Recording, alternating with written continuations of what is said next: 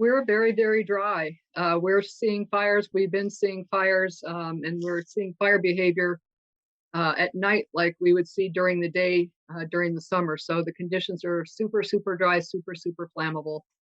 And we're looking forward to a hopefully timely and wet monsoon. When you say we're seeing fire behavior at night in the Coronado, are there fires burning in the Coronado right now? Not right now, but we've had some recently, and they've been active throughout the night. So that's an indicator of what the conditions are on the ground, and how things really aren't responding as they should be at this time of the year. How does this year compare to last year at this time? I mean, granted, last year at this time we did have the Bighorn Fire, but overall, how do things compare? Well, we're another year into the drought. We set records last year. Uh, we just haven't seen the precipitation that we've needed. So we're drier than we were last year. And the unfortunate thing is there's a lot of fuels that are still out there on the ground from when things were actually growing in the past. So that's all cured and dry now, and all it needs is the sparks.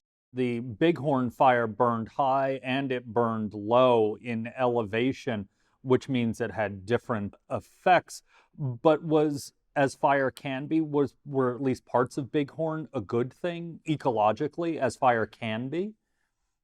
Well, yeah, just like most of our fires, Bighorn burned in a mosaic. So the majority of it was at low to moderate severity, and there were some areas, the minority was at high severity. The areas that are really low severity, fire can act like nature's great recycler. It can clean out a bunch of old vegetation and then recycle those nutrients back into the soils. What do people need to remember when they're out enjoying the beauty of the Coronado? One of the most important things is that we're in stage 2 fire restrictions. And that means there are no fires of any kind allowed, no charcoal grills, no wood stoves, no smoking unless you're in an enclosed vehicle or a building, no recreational shooting. If you have a pressurized gas stove with an on and off switch, you're okay, but no fires. And what people really need to remember is with the conditions now, all it takes is one spark hitting a receptive fuel bed, and then we could have a wildfire.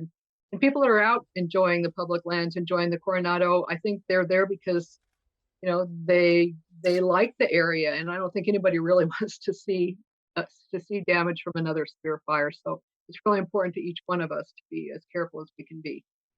All right, Heidi, well, thanks for spending some time with us. You're welcome. Thank you for getting this important information out.